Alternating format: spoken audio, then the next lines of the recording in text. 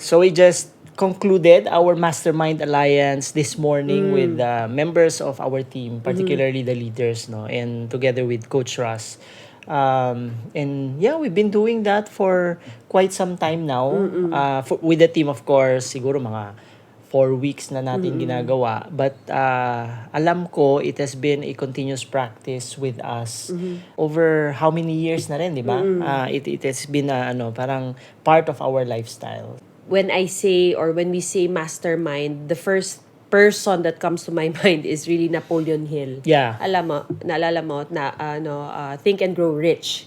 Kasi nga when we read the book several years ago when we started our sales career, yun yung first na book na binasa talaga natin. And that's the reason why our third child, si Napoleon, was also named from that book. That diba? book, Napoleon yeah. Hill. Tama. Aside from, of course, Napoleon Bonaparte in that book was shared or mentioned na he was the first emperor of France na nag-strike ng word impossible from the French dictionary. So that's the reason why when we had our third child, Napoleon yung naging name ni Super, yung third child natin.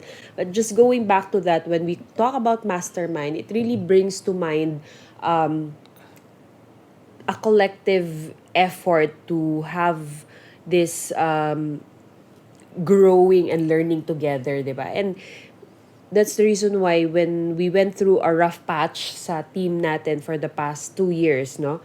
Naisip natin just this year na why don't we create a mastermind of the new leaders who are arising from the team. And these people, of course, mga Gen Z, they really love to, to talk about growth, to learn with each other, and we've been doing it for the past 4 weeks. So what I truly appreciate about it is that meron na tayong mga business meetings. This time around, we are more focused on personal development and spiritual development naman. And we do it every Fridays, 5:30 a.m. O, diba? It's such a commitment to really wake up and have that mastermind. Yeah. I remember dun sa book ni Napoleon Hill, Yes. when he discussed the Mastermind Alliance. He was actually talking about para siyang brainstorming session, di ba? Yes. However, dun sa chapter nung book na yon, yung brainstorming session is happening with people who are not physically present. Oh. Medyo may pagkawuwu siya, 'di ba? Kasi sabi nga ni Napoleon Hill na yung Mastermind Alliance niya are people who are parang great history makers. Patay na. Wala na. Kasi wala na dito sa mundo. Pero Okay. he was just tapping into through his mind into the mind or consciousness of these people. Wow. And somehow, parang tinatanong daw niya kung ano yung, kumbaga, nagbabato lang siya ng question na kung ano yung mga principles of success na po pwede niyang i-apply sa buhay niya. And lo and behold, meron siyang mga nakukuha na Download. Sino Sino yung mga kausap niya? Parang kasama si Abraham Lincoln doon. Si Abraham Lincoln, si Albert Einstein. Wow. Yan. So, talagang Nice. mga yung mga makukonsider mo na Bright. Mga bright at saka well-accomplished people din. Yeah. Or kilalang mga tao. Actually, kung meron akong gustong ka-mastermind, and when I read the book nga, parang ang naisip ko si Oprah Winfrey. Wow. 'Di ba? Sabi mo, baka gusto mo si Tita Inday, no? Pero hindi pa naman patay si Tita Inday. Pero kumbaga, and even si Oprah, kumbaga, when you get into that, kasi, yung meditation, and you intentionally connect to the higher consciousness, Yeah. pwede mong matap yung consciousness ng ibang tao. 'Di ba? Parang Correct. higher consciousness. So, kumbaga, kung gusto mo ng mga ideas, you can actually, sync with the universe. And that's why it's so timely din nung yung napag-usapan natin kanina was really about awareness. Tama. And how do you tap the higher awareness? It's really through meditation. Correct, 'di ba? And sa atin kasi, of course, at first, parang feeling ko na nawiwirdohan ako dun sa idea ng mastermind na minention ni di ba, ni Napoleon Hill. However, over the course of time, Na-accept mo na. na-accept ko na, tapos meron din pala siyang mga mastermind alliances na pwede mong gawin with people who are alive. Hindi kailangan patay. Hindi kailangan patay, di ba? Hindi mo kailangan tumawag ng patay. Ito naman, natutunan ko dun sa inattend natin na seminar with Tony Robbins, yung Okay. Unleash the Power Within. And sinabi nga niya doon na when you actually begin to seek mentorship or additional knowledge from people na somehow pwede mong kausapin or pwede mong panoorin sa internet, sa online, sa YouTube, ganyan, then you're actually beginning to form a mastermind alliance. Yeah. The good thing lang with, people na ka-teammates mo or like what we are doing every Friday, at least you have a common ground, Tama. 'di ba? And then of course nakakausap mo sila, 'di ba? Kasi kung online lang YouTube, syempre you get to learn from those people. Kung si Abraham Hicks ba yan, si Wayne Dyer, 'di ba? Pero hindi mo sila nakakausap, Tama. 'di ba? Physically.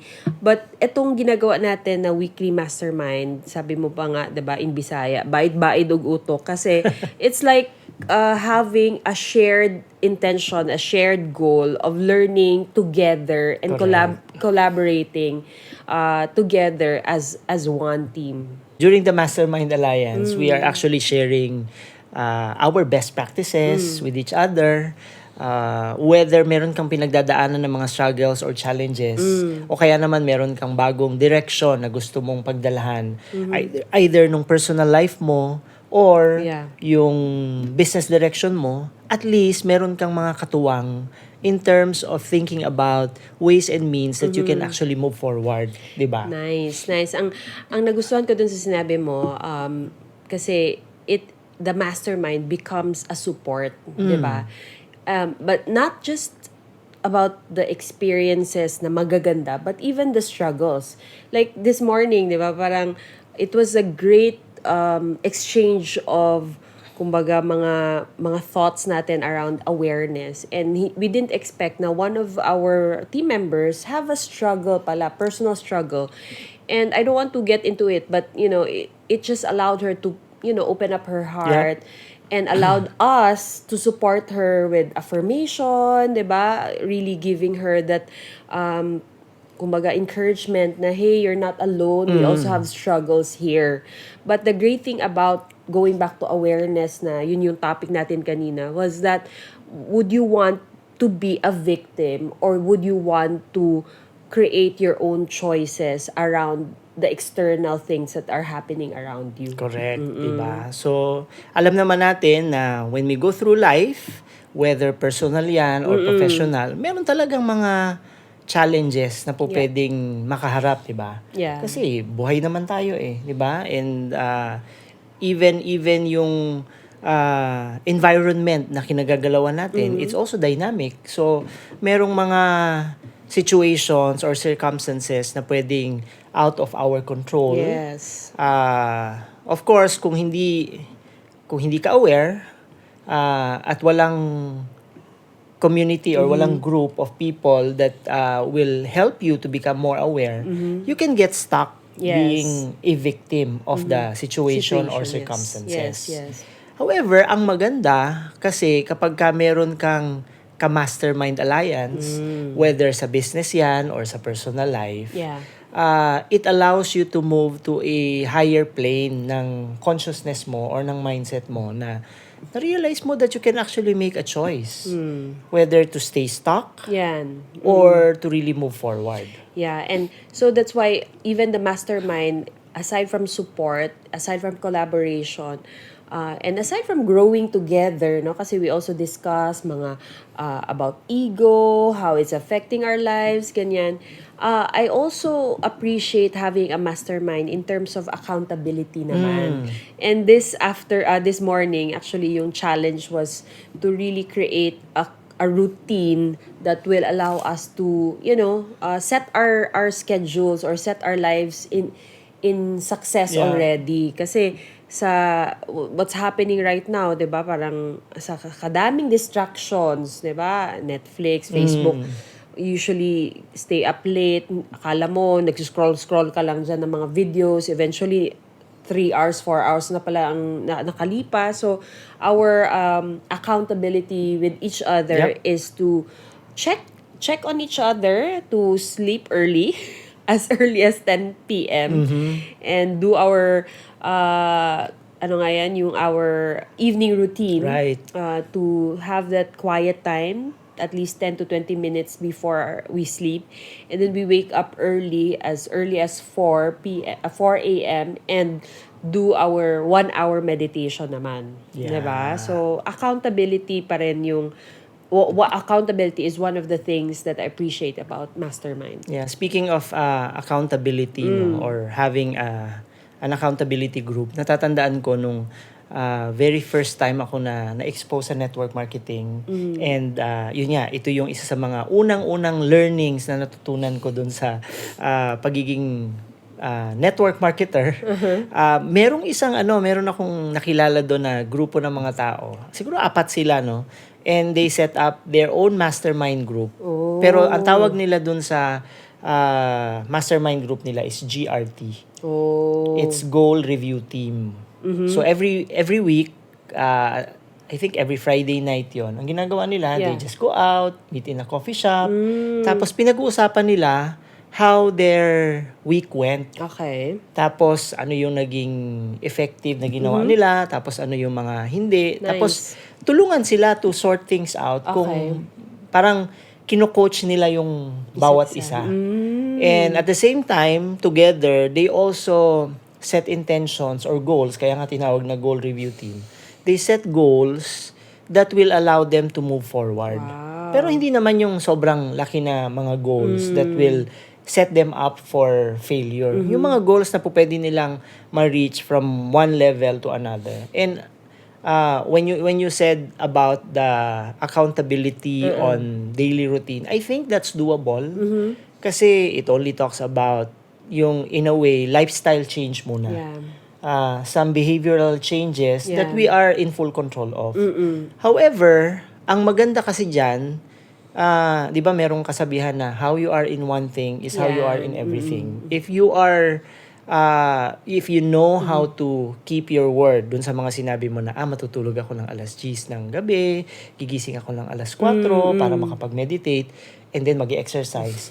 Kung gagawin mo yan, then it gives you a feeling of accomplishment and fulfillment, which is very important pagdating sa pag-create natin ng success sa buhay natin. When you are actually in alignment with your word, your intention, your words, and your action. Yeah, ang pinaka-hope ko dyan, no, na magawa talaga natin yan, and we begin to really, hindi naman call out, but really support each other, yeah. na mangyari talaga yung ating mga daily and evening routine. Parang maliit lang talaga siya na bagay. Yeah. But, it sets you up to win on a day-to-day basis. And no wonder why, si Coach Russ, yun nga, parang sabi niya, grabe yung flow, grabe yung creativity, lumalabas lang, diba? Kasi nga, na-set up na niya yung day niya, sa gabi pa lang, tas the following day, spending more time na naman with God, no? Prayer, meditation with himself, exercise, and everything. So, ang smooth ng flow ng araw niya. Yeah. And I think yun yung pinaka gusto natin with all the distractions ngayon. Parang at least before you start really doing the work, at least nag-being ka na, diba? You already Tama. set yourself up to really be in the space of consistency, commitment to yourself, and at the same time, really self-care. Yeah, and aside from that, of course, syempre, as a mastermind or as a group of people having the same intention to grow together, part of the growth is kayo mismo, parang nagkakaroon kayo ng agreement na to learn together. Yan. Diba? Yun yung importante dun sa pagkakaroon ng ganong klase ng alliance or mastermind meeting na you grow yourselves number one, of course, to get to know who you really are. Ano yung mga potential mo, yung capabilities mo. And at the same time, ano din yung mga pwedeng maging limiting beliefs mo. And then together, we also parang somehow learn how we can, support one another. By either coaching or giving feedback to one another. So that, sigurado na kung meron kang mga nagawang palpak or yung result na na-create mo is hindi yung gusto mong result, meron kang mga sounding board na pwedeng makinig sa'yo, and then eventually pwede din silang magbigay ng insights nila on how you can probably change your ways, change your behaviors, or change your actions. Yeah. So that, kung ano yung gusto mo talagang i-create, yun yung mangyayari dun sa buhay mo. Yeah. Hope you found value in this episode. Follow for more contents like these and don't forget to rate us 5 stars. See you in our next episode. Talk to you soon.